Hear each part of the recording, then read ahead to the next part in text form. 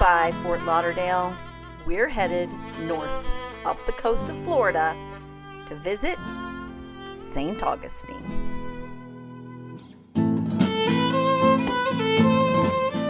This week's video is going to cover a lot of information. From the great place we found to stay while we were there. We found a place in Palatka, Florida. How to visit the beautiful beaches they have. He pops out of bed like a fart in a skillet. The amazing historical sites and Spanish architecture that you can tour in the area. So it's in 1565. Of course, there's unique shopping and souvenir opportunities. And beer. But it definitely has a little heat on the back end. We'll share insights on visiting Aviles and St. George Street, as well as some other opportunities that we didn't have the chance to explore ourselves. We'll share some maintenance issues that came up. How you doing down here, Slick? This is so much fun. And we run into some weather again. We're Steve and Kelly, the Puttering Puckets, and we live full-time in our Brinkely G3250. Come along with us this week as we visit the oldest city in our nation's history. A little issue there.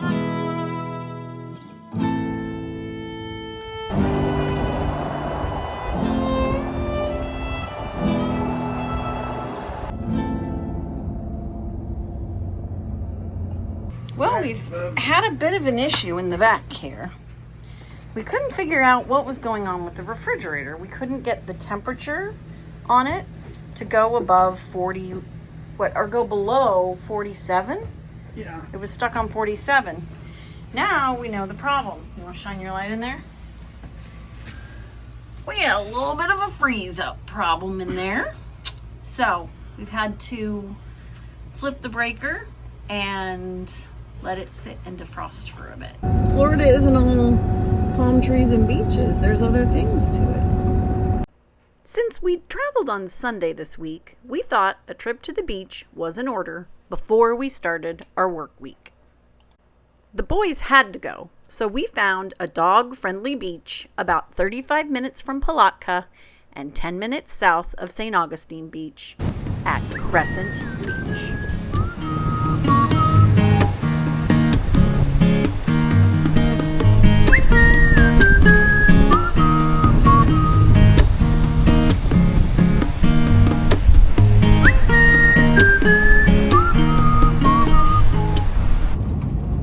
On our way back, we discovered there was a storm rolling in.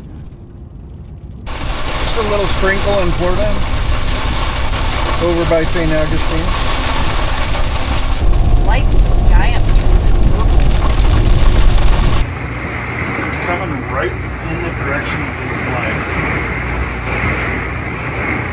And just like that, we were under a tornado watch. We don't have tornadoes in Oregon, folks, so we're really not used to this kind of weather, and we're not always sure what to do. So if you have any advice or suggestions, we'd love to hear them in the comments. We do know we were happy to see the sun a few days later. Friday, Friday, Friday is my favorite day. We had heard about Old Town Trolley tours, so we went to check them out. The main ticket office is located off San Marcos Avenue and Dufferin Street, right in front of the Old Jail Museum. One-day tickets ran about $41 and two-day tickets were $80, but they have lots of options and different packages. And the best part is, parking is free with the purchase of a ticket. In the same parking lot, you'll find the Old Jail Museum and the Oldest Store Museum. Tickets can be purchased online through the link or at the ticket booth for the trolley. One thing to note, Prices are dynamic, so check dates before you go. Gator Bob's Trading Post has all kinds of fun things in it.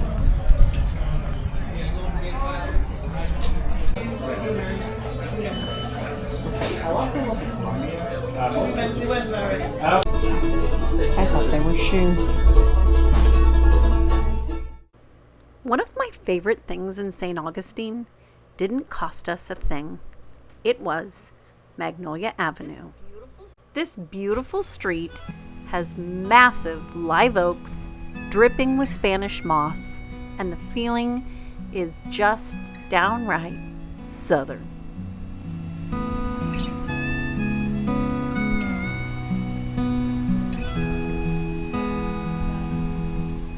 About halfway down Magnolia, you'll find the entrance to Ponce de Leon's Fountain of Youth. Yes, you can drink the water, but beware. It is strong with sulfur and minerals, so it is very smelly, and cost to tour is about $20 per person.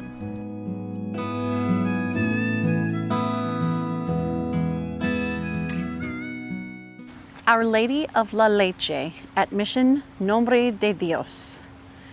And it is some property here that is amazing. On September 8th, 55 years before the Pilgrims even landed on Plymouth Rock, so it was in 1565. This is where they had the very first Mass. There's a cross that marks the site.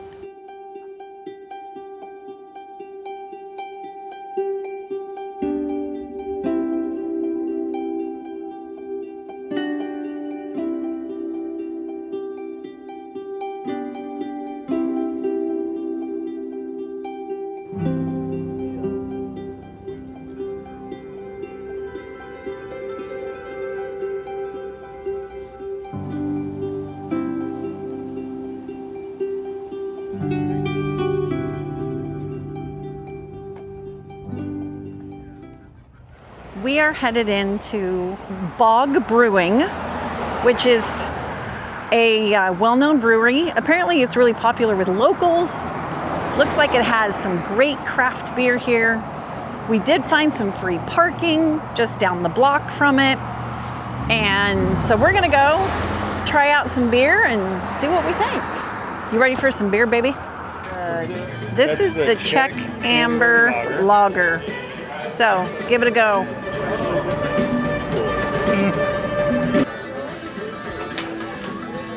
I think it's all right. It's got a little bit of a bitter finish that I don't like. This here is a special beer.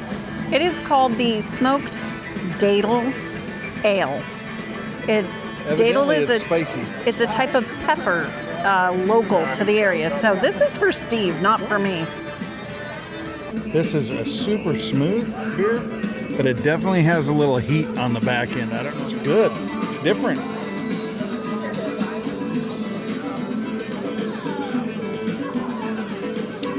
This is the Belgian quad, and I love Belgians, so we're gonna see. That's a Belgian. That's good. Oh, I like it. It's smooth. That's good. Imperial style. Called the Automatic Midnight. It's definitely stout. I like it. Good morning. Yes, it's morning. It's not even daylight out. My husband suggested that we get up before the crack of dawn. So we were up at 5 o'clock this morning. Well, he was up at 5. He pops out of bed like a fart in a skillet. He just pop is right out of there. Not this one. It takes me a few minutes to roll out. We all know that by now. We are going to watch the sunrise over the Atlantic. We're actually going to go somewhere called Villano Beach.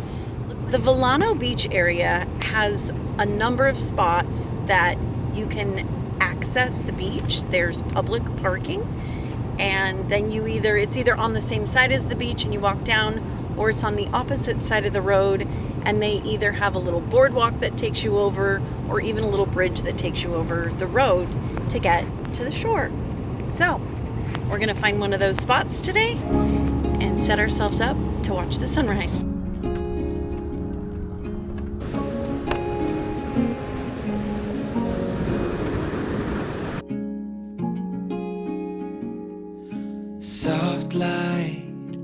falls on quiet sand. You almost leaned in. Shadows move, skin to skin. Something unspoken. Will you let me in? You and I will always have that one night. We are headed to a place called Drake's Bistro, which is located off of San Marco Avenue. I picked this place because it has supposedly been rated the best homemade breakfast in all of St. Augustine. So we're gonna go give it a shot. I guess they have I'll be the biscuits judge and of that. gravy. You're gonna be the judge. I'll be the Biscuits judge. and gravy and grits. And so we're gonna go give it a little try. Steve's favorite meal of the day is breakfast. So I got the Drake, the house special. Eggs Benedict with some grits. Steve tried some grits. Honey, what'd you think of those grits? No. After breakfast, we went to find a parking spot to explore Old Town. Street parking really isn't an option down here, especially with a big butt like we've got. So we chose to park right here next to the Castillo for convenience. And this is where getting up early pays off. Our butt's big, but it still fits. There are a number of kiosks to pay, and cost is $10 for 4 hours. And if you time it just right, you can go back and re-up your ticket for another round.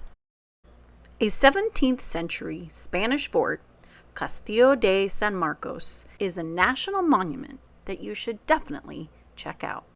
Your National Park Pass works to get you in, and the drawbridges, well, they're just so cool.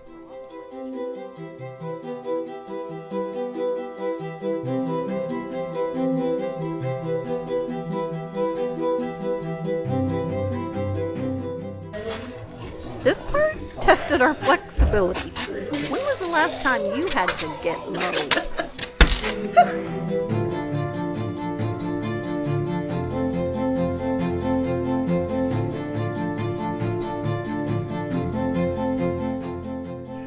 Every Saturday and Sunday, there is a volunteer group that shows up dressed in full regalia, and they reenact the firing of the cannon.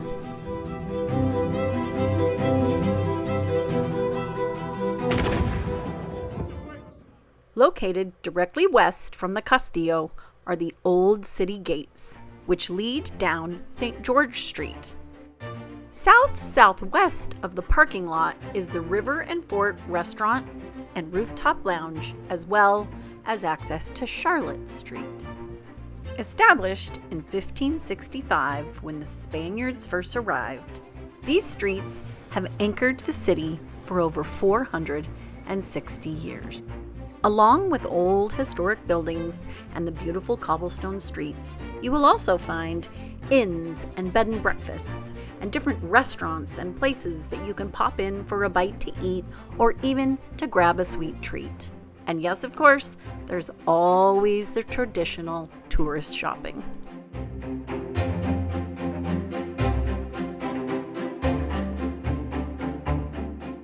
There are plenty of places to get sweet treats, and we chose Macy's on Charlotte Street. There are unique ice cream flavors which were delicious, and we sat on the porch and people watched. At the south end of St. George Street lies the Cathedral Basilica.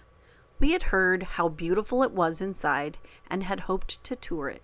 Unfortunately, there was a funeral and we did not have an opportunity.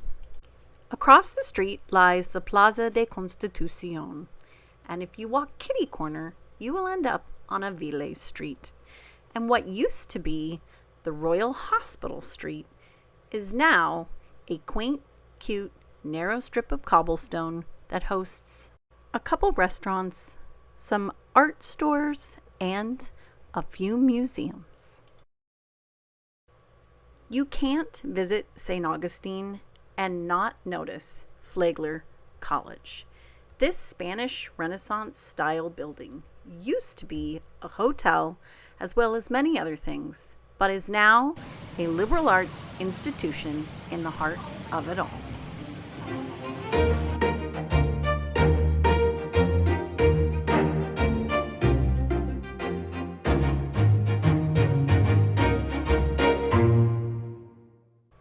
Directly across the street from the college sits what was formerly known as the Alcazar Hotel and then the City Hall, but is now the Leitner Museum. Formerly a sister to the Ponce de Leon Hotel, its luxurious interior is perfect for Renaissance-aged art items and hosting weddings in the deep end of the pool. While there are a number of options for transportation in the area, we chose to walk it all.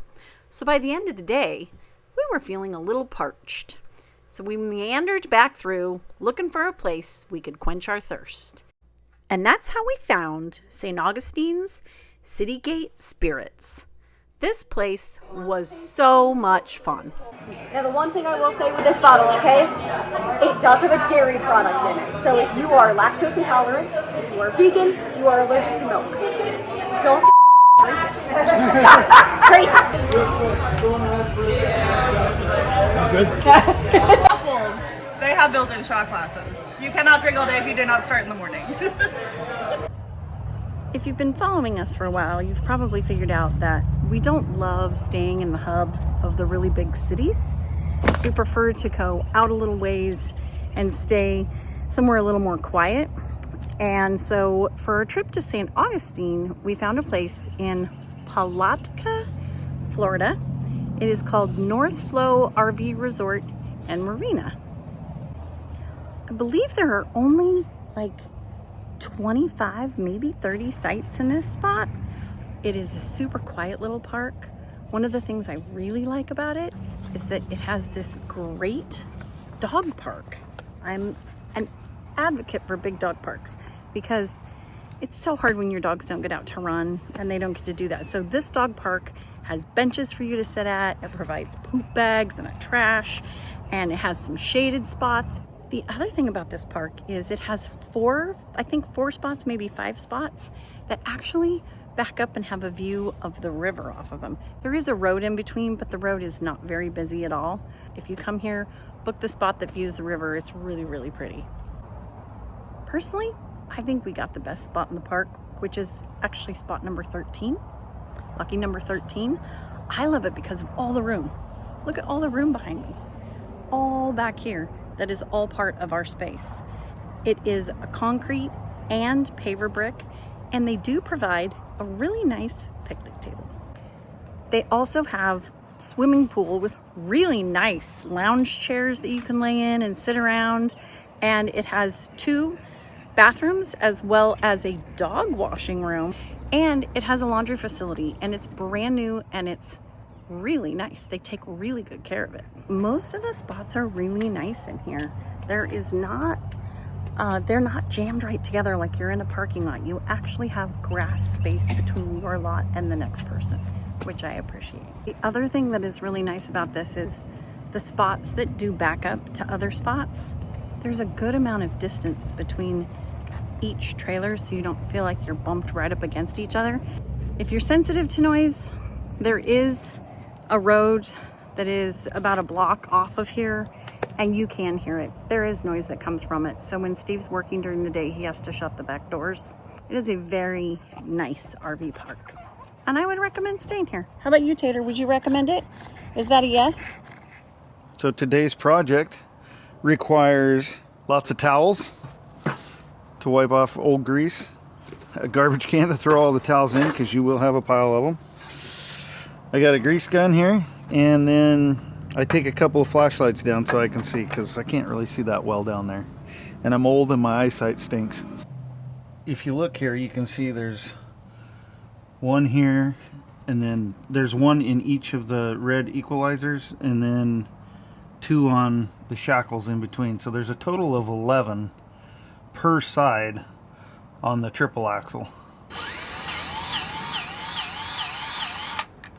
Okay, I don't know if you saw that, but once the grease starts popping out, you are good. So one thing that I've noticed when I'm doing this job is that if you have too much weight on that springs, then you can't get the zerts to take grease all the time. So what I've found to be the easiest thing to do is to lift the trailer on one side or the other and then grease them, and then you can put it back down.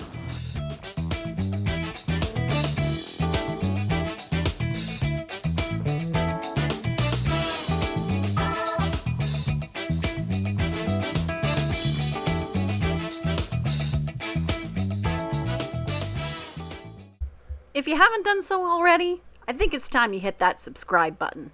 Give us a thumbs up, and if you ring that bell, you'll get to see what we're bringing to you next week.